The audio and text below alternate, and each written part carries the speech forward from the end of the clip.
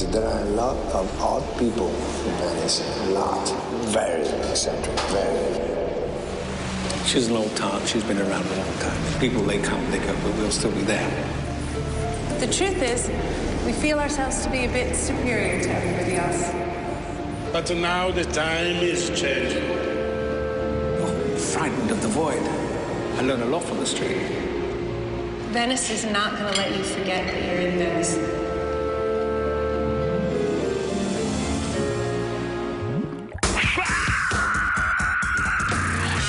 I'm Anthony Bourdain. That's right. I write, I travel, I eat, and I'm hungry for more.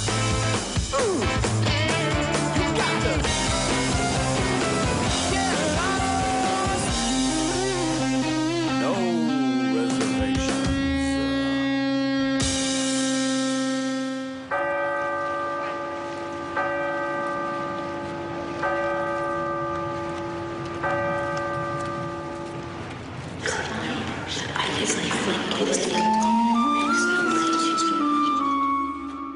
She's old, very old, and decaying in the noblest of ways, literally sinking into the water that has protected and nourished her for centuries, the one-time base of her power. To my mind, Venice is the most extraordinarily beautiful city in the Western world. Her palazzos, her monuments, public spaces, and cathedrals, unrivaled expressions of unfettered ambition and near limitless wealth. As the Venetians ruled the known world, they built a city-state that let people know it.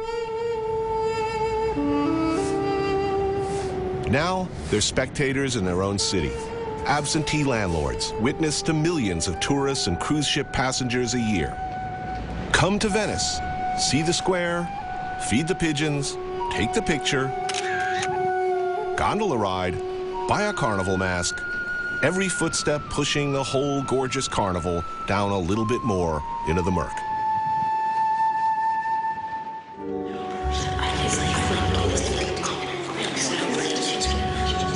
Being popular has other disadvantages. Venice has a reputation for crap food at high prices. And there's plenty of that for sure.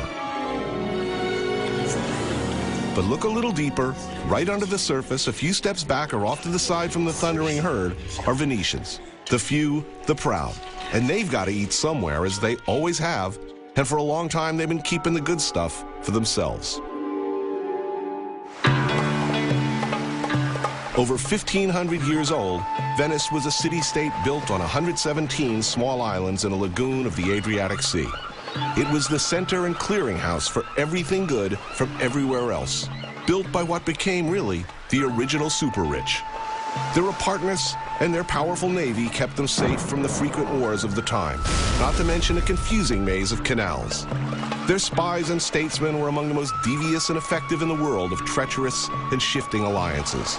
Even their cuisine steadfastly resisted influence from the outside.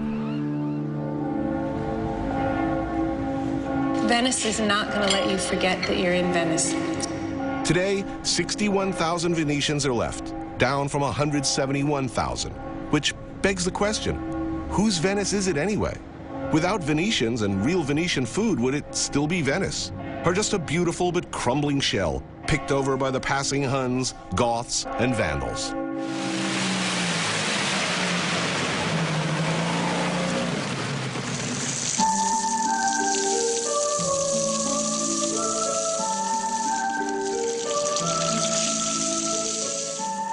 I see Venetian future, not for the Venetian people. Now the time is changing. Gigi Vianello. He's one of those 61,000 Venetians I'm talking about. I remember when I am little, I come here with my father. When he was little, he'd watch his grandfather fish for dinner straight out of the lagoon like many of his neighbors.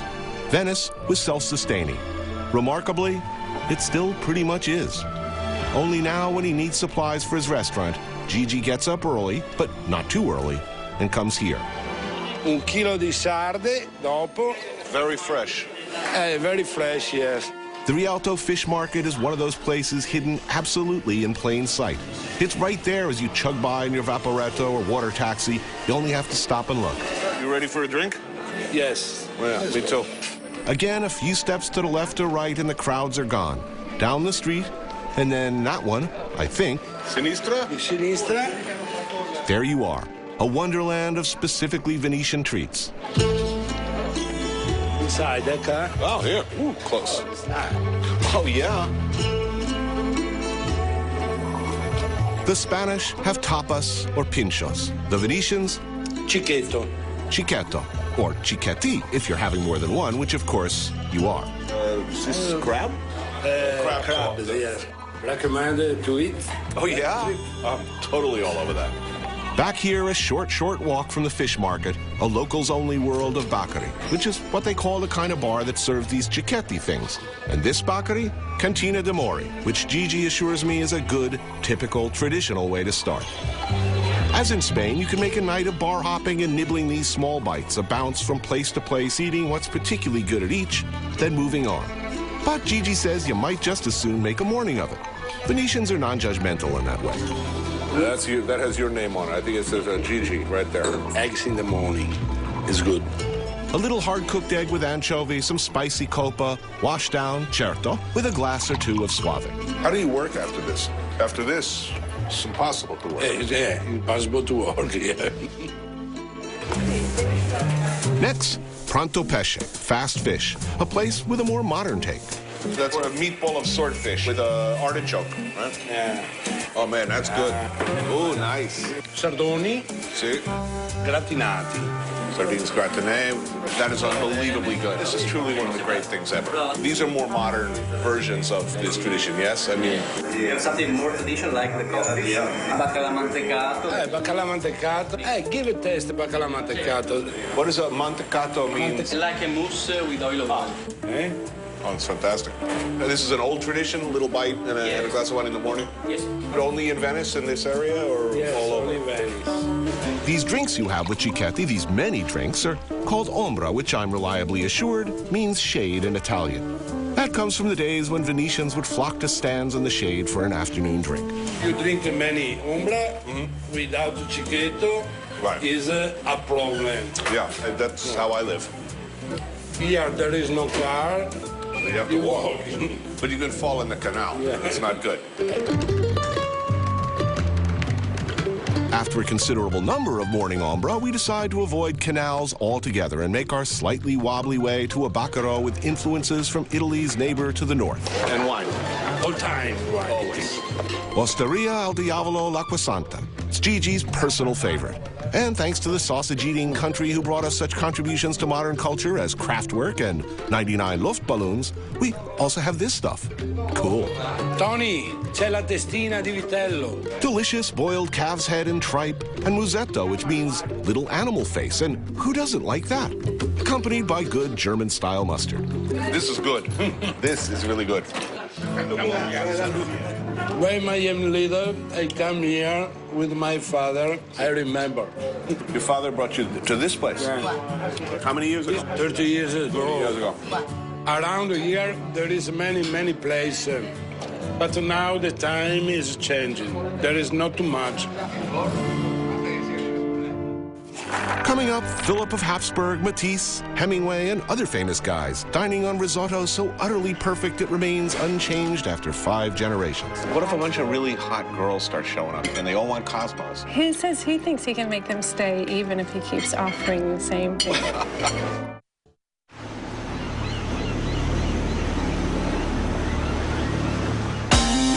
No reservation.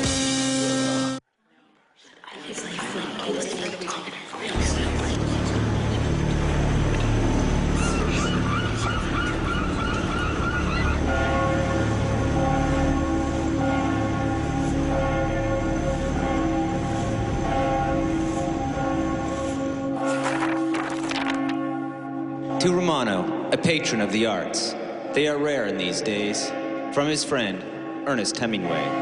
Verano, 11th of November, 1945. 24 bound volumes in the life of a restaurant. Volumes of guest books from when they first opened, signed Matisse and Miro. Amalia Callas, Enrico Fermi. Artists, statesmen, authors, musicians. So here's some music. Somebody wrote a little ditty. Scribbled drawings, expressions of gratitude, poetry, and prose. La passione, con amore. Philip of Habsburg came and had the rice and loved the rice and said, I'll have more, please. And he said, I'm not going to give you any more. I want you to come back. What is it about this place on the fairly remote, isolated outer island of Burano?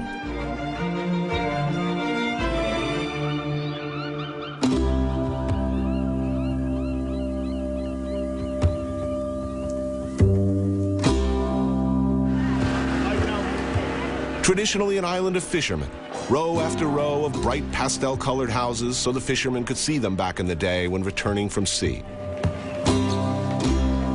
The women of the island were once master lace makers. Today, not so much.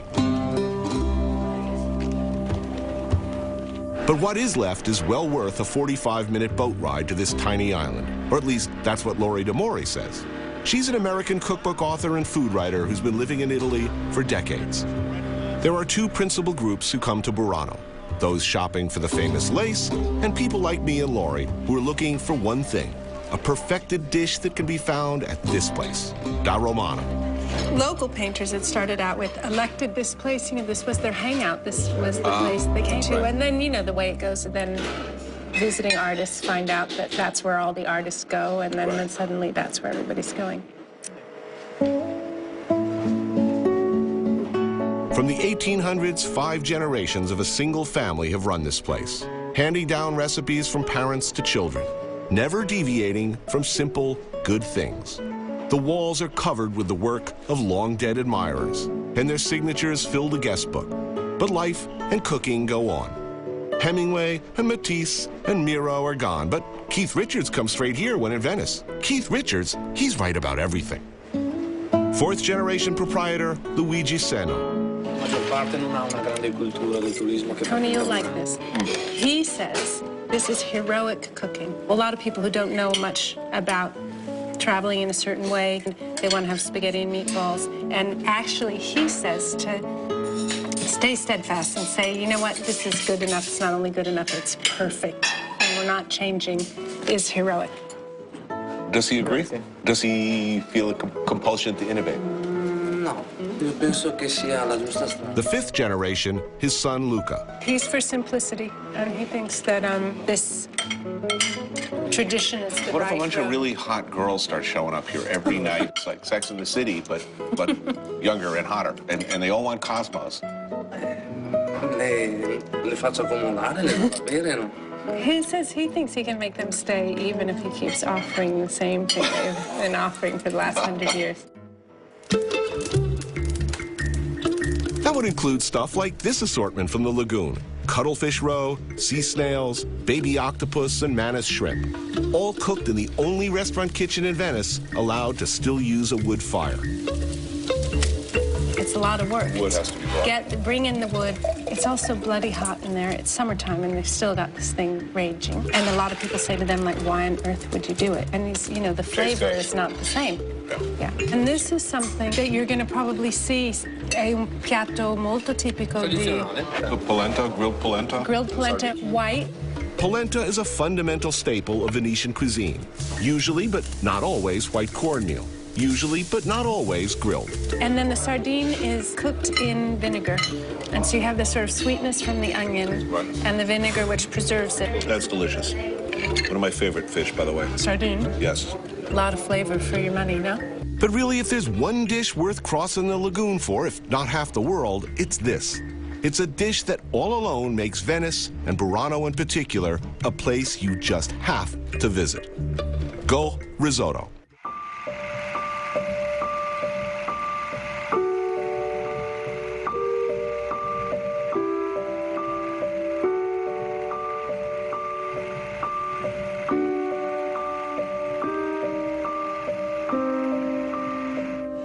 Fish risotto. We used to be a bit coddled and cuddled and caressed in order to behave. In the brilliant film Big Night, there's a painful moment where an ignorant customer looks at an authentic, perfectly prepared order of seafood risotto and complains, "It's rice." And yes, Go risotto is rice. But what rice? So this is what we're having, which they're really famous for. Questa proprio è la classica ricetta dei pescatori. So this is a real classic fisherman's Nel recipe primo Novecento. of the early 1900s, made with this fish called go. Go is not a prized fish. It's one of those fish that burrow down, ugly little fat fish, a lot of bones, so it's not a fish you want to eat as a fish, but it's a fish you'd want to use for flavor. So they make this broth out of it. They have to simmer it really, really gently, because if they break it up, it lets out this black, bitter, and it really isn't nice. The way they handle the broth, it's like, don't disturb the little fish. E la passione, con amore. Simmer the broth, in goes the rice, mix it, and that's all that happens, is they keep adding the broth. An amazing confluence of physical forces of the universe come together into a substance that can only be described as otherworldly. And that just goes slowly, slowly, slowly. The fats and essences of a fish, the textural magic of arboreal rice, a miracle of gradual absorption. And then to mantecare, they're trying to make it creamy without adding cream. A kind of alchemy, movement-altering texture, texture-enhancing flavor. It sort of hits the pan and flips the rice so it's creamy. There is risotto, and then there is great risotto. And then, once in a very, very long time, there is truly great risotto. It's just that go. It's just the broth. It better really be good, or there's nothing else. This is what they mean when they say truly great. And I guess 2 centuries of artists recognize that too. It looks so plain. It's just white. Right. And then you taste it. It's like the distilled essence of the Adriatic. It's absolutely full of flavor. Oh, man, that's beautiful. This is absolutely fantastic, by the way. The flavor is superb. And look at how these are like little pearls. They're definitely all keeping their own personality. I absolutely agree to heroic cooking. La cucina eroica. Coming up, Always slowly, slowly, slowly. there's more to Venice than humping gondolas up and down the canals, like moving huge tankers around. That line breaks, it'll whip your head clean off. And as always, I find myself pitching in. Which means that if we stay here, we'll be crushed like a proverbial pancake.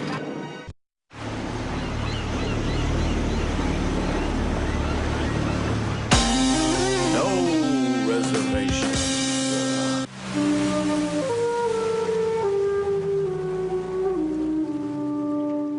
Vero veneziano. The truth is, we feel ourselves to be a bit superior to everybody else, because we have an ancient culture. Most people who come here, they don't have that. What is a Venetian? What are Venetians like? And what do they do? To the casual visitor, it's the guy who pilots the gondola around town, or some wealthy mummy from an old and impeccably despotic family, still living in a corner of one of the grand palazzos.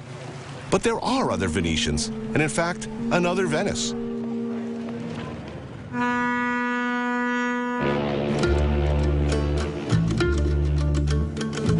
Morning.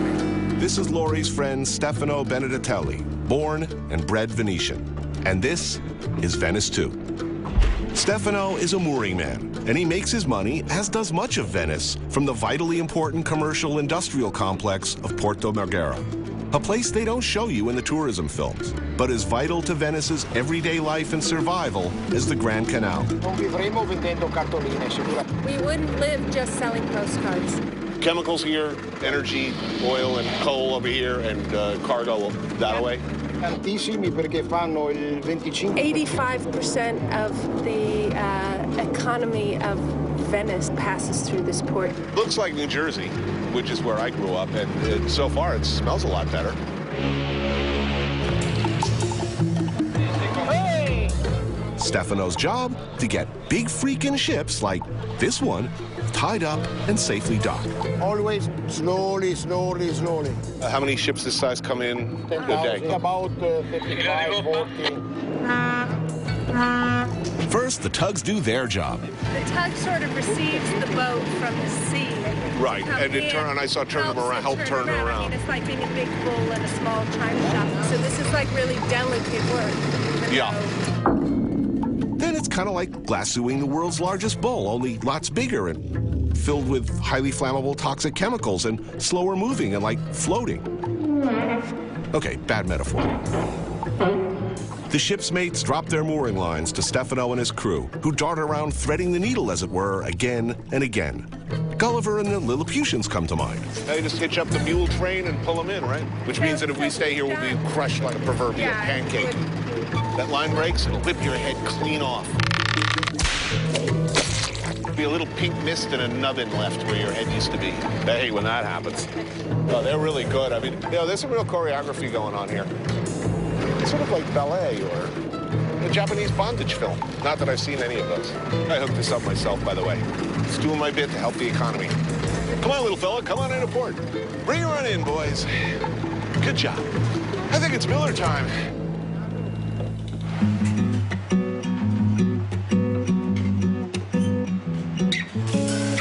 Pasta è fondamentale. So, like good Italians, pasta Pasta's fundamental. is fundamental. Is lunch the big meal of the day or is dinner? A pranzo. Lunch.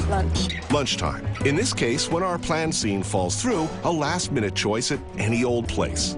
Stefano picks Trattoria Borghi in historic Venice, and naturally, it turns out to be perfect. Now, ordinarily, most of the time in the cafeteria? Often they go on the board of the boat.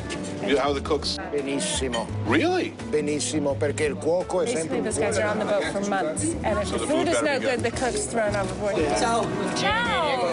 We're joined by some of Stefano's colleagues, just as the food arrives. Oh, bello. Which works out just fine for everybody because there's lots of it. Sardines and onions, typical, ubiquitous. Gotta have the bacalà mantecato, and some seafood, maybe some grilled vegetables. What is the common personality type?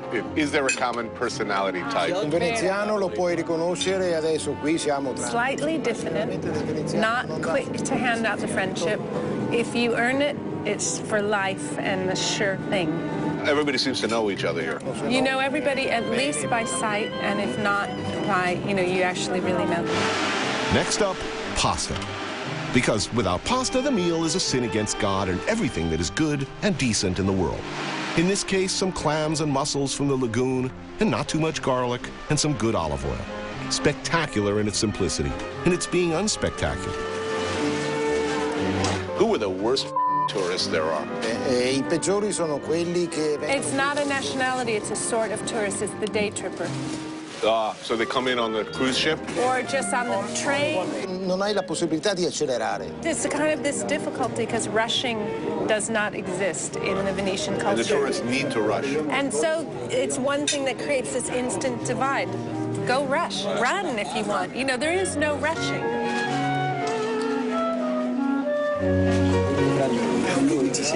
The truth is, we feel ourselves to be a bit superior to everybody else. Oh, that's we okay. have an ancient culture, and most people who come here, they don't have that. I think that's a completely reasonable attitude. Lui capisce. I mean, look around. So the world has to learn to adjust to Venetian time. Yes. Pasta and time, ordinary things, birthrights. Another day in Venice. Up next, what's kept an eccentric bohemian artist from England from ever leaving Venice? I found myself in a different dimension and couldn't get out of it. As one might guess, Venice isn't such a bad place to be an artist, starving or otherwise. Enlightened view of extending credit. A lot of these paintings are extending credit.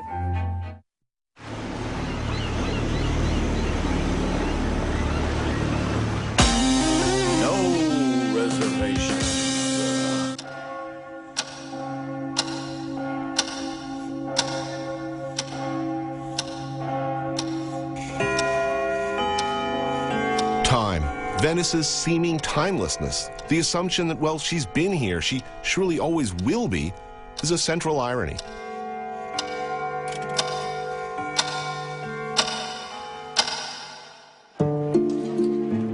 Tourists and short-time visitors can never fully grab Venice. Staying is difficult and increasingly pricey. Costs rise, the number of natives shrinks, the buildings themselves slowly crumble.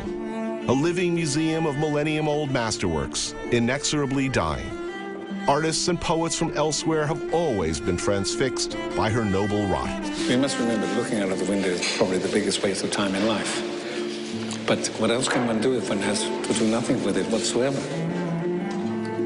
Following in the footsteps of fellow Englishmen besotted with Venice like Lord Byron, artist Geoffrey Humphreys came to Venice 40 years ago, coming, for instance, for what one sees from his window. I found myself in a different dimension and couldn't get out of it.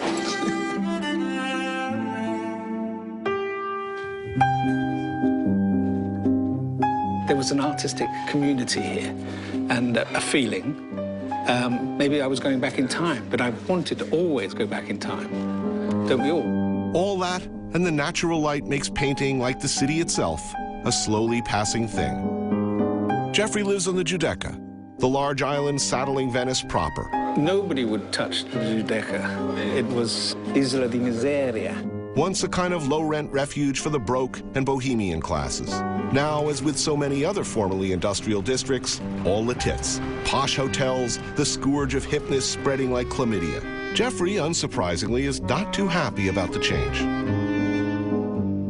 Geoffrey paints portraits, often casting contemporary Venetians as figures from the past. Today, he arrests time by capturing his wife and daughter, even while the late afternoon daylight, his favorite source of illumination, fades and slowly dies. With a few strokes, he freezes this moment in time. Woman with child, late afternoon, Venice. Never to happen precisely like this again. There it is. There it was.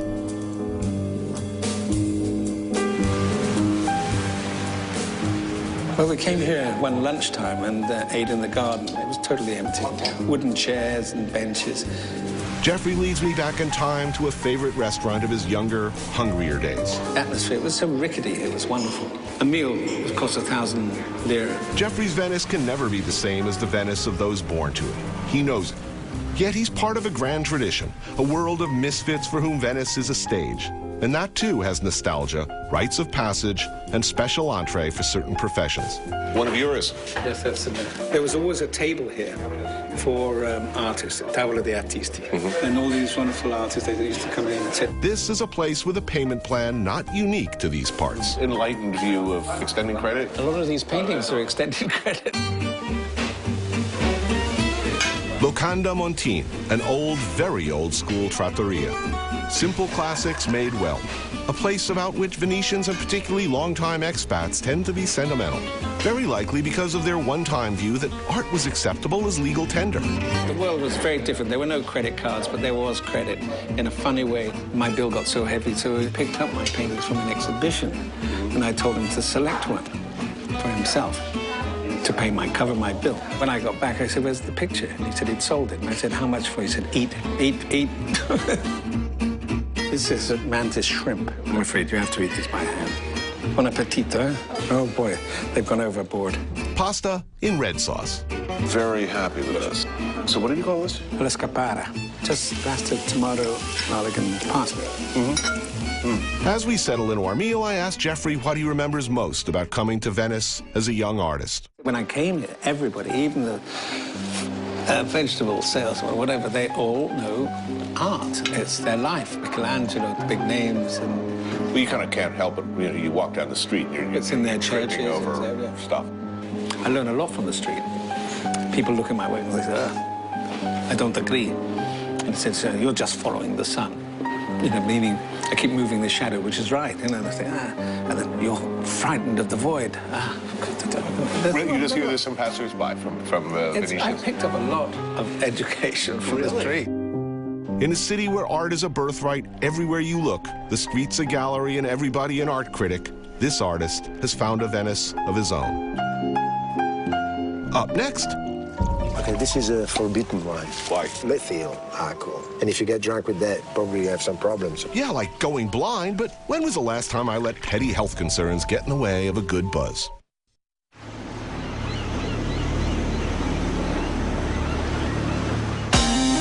No reservations.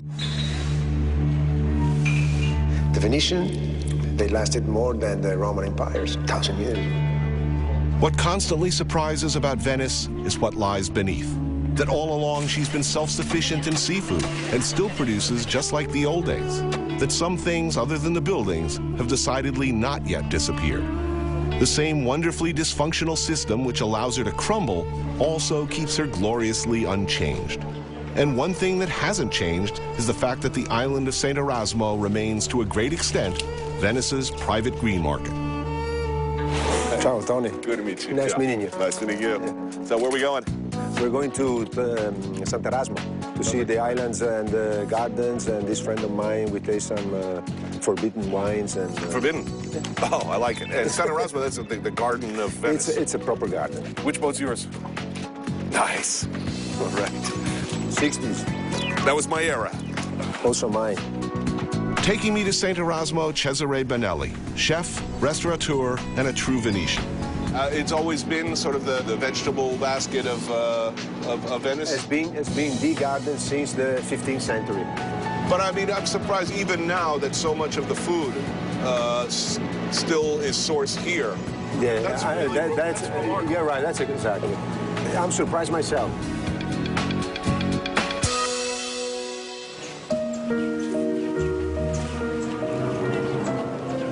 I'm famously not exactly thrilled by fruits or vegetables, but perhaps that's because I wasn't born Venetian. St. Erasmo is an isolated ecosystem unique in the world, a metaphysical mix of soil and salinity which famously produces some of the best fruits and vegetables found anywhere. We take a short trip around the island with Cesare's friend Massimo. Trees bursting with ripe figs. Man. That's one of life's great treats. It reminds me of opium poppies. You know, they drip like that, too, not that I know.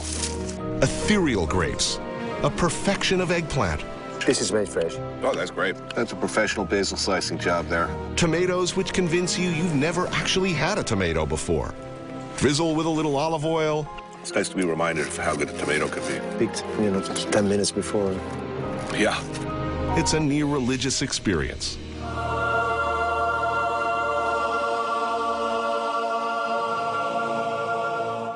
Of course, there's the Holy Trinity. Some nice sliced salami, some good cheese, and fresh country bread. And don't forget the local beverage, a wine known as Fragolino. Finally, the fun part. Okay, this is a forbidden wine. Why? It's done with, we call it American grape. I guess it's Concord grape. During the fermentation, produces methyl alcohol in very small percentages, but it's above the percentage admitted. Right. For years, people loved this humble local wine for its delightful taste of strawberries. The problem, though, is that too much allegedly makes one go blind. And if you get drunk with that every day for 30 years, 40 years, probably you have some problems with the methyl. Yeah, right. I don't think it's more harmful than a martini or even a straight vodka. Salud. Cheers. Salud. Alla vita. And I love rough local wines that taste of the earth you drink them on, so the whole possible blindness thing, not really a concern. Love it. Perfect with this. I think it goes very well with this. Do you ever take this for granted? I haven't met anyone in Italy who takes their food for granted. I'm just amazed by that and envious, frankly. This is a mark of a great food culture. Right. Despite an afternoon of much wine, Cesare and I survived to dine at his well-known and much-loved restaurant Al Covo in Venice's Arsenal neighborhood. Between lunch and dinner, he scoured the lagoon, hopping from island to island, looking for these, the first moeke of the season. Tiny, tender, baby soft-shell crabs. I'm a huge fan of soft shells. You know, when they're tiny and or relatively small and soft. Those big leatherbacks, not for me. You cut in the middle of the eyes because when you fry them, otherwise they explode and they absorb the oil. It's a popular kitchen accident, the exploding soft-shell crab trick. They explode in the oil and splatter your eyes. Or send sizzling soft-shell crab jizz into your face. Oh, man, that hurts, let me tell you. But then again, soft-shell crab jizz, when deep-fried, oh, baby, it hurts so good. So how long have you been open here? Since 86. Did Venetians accept this place immediately, or did it take some time? No. In the beginning, it was more creative than it is now. And then, knowing the products, I realized that was not worth it to create on top of this clear flavor and beautiful fish. And the Venetian, they start accepting it. I'm speaking to more and more chefs in my travels who have come to this crossroads in their life that you seem to have, where they say, you know, this is good enough. Simplicity, the pure ambition to take great ingredients and try very, very hard to just not screw them up. It's illustrative here to compare and contrast with the French. In France, the chef is the star. Here, it's all about the ingredients. Really great. So delicate. Our first dish is a carpaccio of wild sea bass with pink peppercorn, chives, and basil oil. This is really, really good. Next dish, spider crab served with its own roe. This is very elegant food. Our third dish, fried zucchini and soft-shell crabs with wild fennel, lying on a bed of crispy fried potatoes. Oh, they're so cute. It's fantastic. Oh, man. These are very nice, yes. You see the menu, it's written no salt and without lemon, in order to invite the customer not to ask for lemon, because lemon here ruins everything to me. Tony, do you really need lemon here? No. No, you don't. And as is always the case in Italy, it seems, they know when to say when. Boy, do you want to eat something? You're... Well, okay, maybe not. Do you still have room? Cosa stanno preparando? Il fritto piccolo. Yeah, yeah, I think we're just about done. Okay, we're not eating all of this. Oh, man, look at that. Oh, man. Oh, Ma, enough! Up next. Oh, wow. Man. Wow. That That's looks the hot. creature from the Black Lagoon. Yes. Inky teeth blackening sea creature goodness. Anytime you find the Italians and the Chinese doing the same thing, it's probably because it's a really good idea.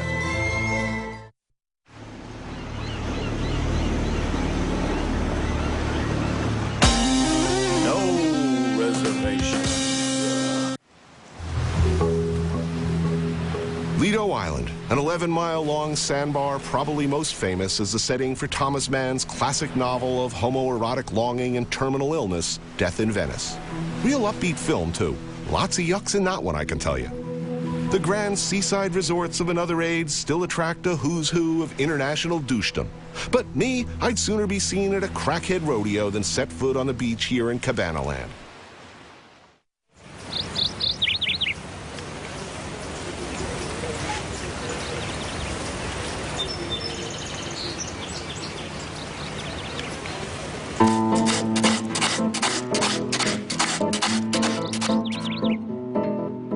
But this being Venice, just a couple of blocks back from the Inferno lives our friend Stefano, the mooring man and his family. A decidedly different, more low-key setting. A house, a backyard, kids running around, grandma in the kitchen. You know this is going to be good, right? Hey, la mama. She's the head chef in this house. Does everybody's mother make this dish the best? Sì, penso di sì. Pire, the family matriarch, still apparently happy to stand for hours on end painstakingly making family meals from heirloom recipes. She says she wouldn't have it any other way. Venice's great restaurants, to a great extent Italy's, succeed or fail to the degree that they evoke this kind of cooking. To my mind, certainly, Italian cooking is home cooking. And today, I'm really happy it's Stefano's home. What had been a heavy, suffocating late summer heat lifts with a nice, sustained breeze off the Adriatic. Through the curtains of this tiny family kitchen, onions start to cook,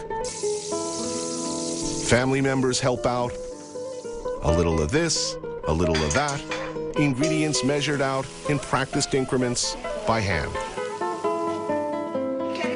Poco. Gigi. Salute e grazie. Tony, mangia, eh? Do you know that rule? Yeah. Bad manners to let the pasta get cold. All right. That's so pretty. We start with bigoli, a thick, tubular, long-cut pasta, like a hollow spaghetti, in a sauce of slow-melted, salt-cured anchovies. As with nearly everything on the menu, it's labor-intensive. Hai capito? Vengono pulite più a So you have to start when you know that you want to have this pasta. You have to start 3 days ahead.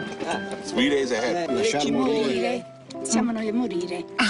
So she said, you have to kill the onions. The onions have to die. And their death is that they just dissolve.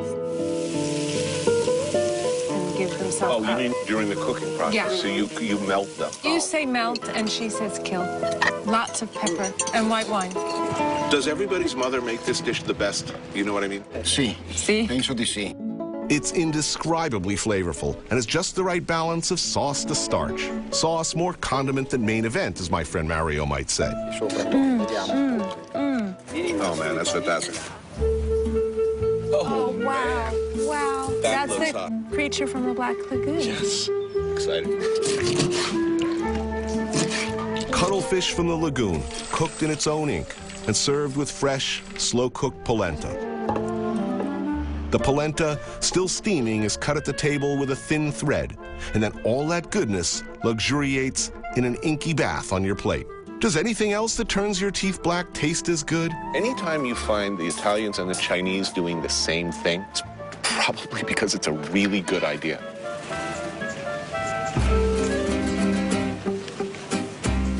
Oh, yeah. We're having pretty much all of the greatest hits this That's afternoon. the best.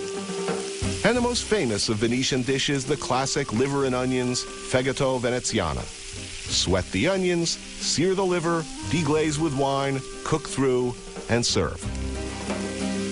It's just a wonderful, wonderful flavor. Onions are a miraculous thing. You can make an onion taste so many different ways, depending on how you treat it. No mystery here, only a delightfully sweet, sour, savory symphony of awful. I'd like to ask both moms here, when you go out to a restaurant, what makes them angry? Bisogna farlo con avere passione. Sì, no, non vedo. No, if there's no passion, it's Passion, and then another P word, which is patience. patience. Which it abounds in Venice. She likes to eat her own food. If she's home by herself, she makes herself a lovely meal all by herself. I don't think she's going out very often. And quite simply, it's easy to see why. This is one of those lucky to be alive. I like my job moments. A perfect afternoon, the kind of afternoon I wait for, hope for, and live for. An Italian family at a backyard picnic table, grandma cooking, a scene from a past not my own, from a movie I never lived, but always wanted to be in.